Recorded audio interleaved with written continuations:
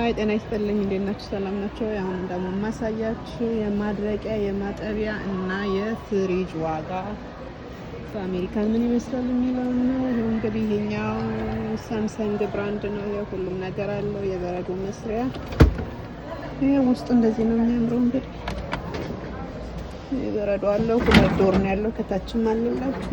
ይሄኛው ዋጋው 1556 ነው። ይሄኛው ደግሞ ምድጃ ነው። ማይክሮዌቭ ደግሞ የምግብ ማሞቂያው ይቺን ትመስላለች። $475 ነው የሚሸጠው። ይሄኛው እንደውም ስኬል ላይ ሆኖ ነው የሚገርማችሁ። ይሄ ምድጃውን 1125 ነበረ። 230 ቅናሽ አለው። አሁን ላይ ያለው ዋጋ እንግዲህ 895 ነው። ይሄ ማጠቢያና ማድረቂያ ነው። ማጠቢያው ነው እንግዲህ ላውንደሪው እና ነው የማጠቢያው ነው። ይሄኛው ደግሞ ማድረቂያው ነው።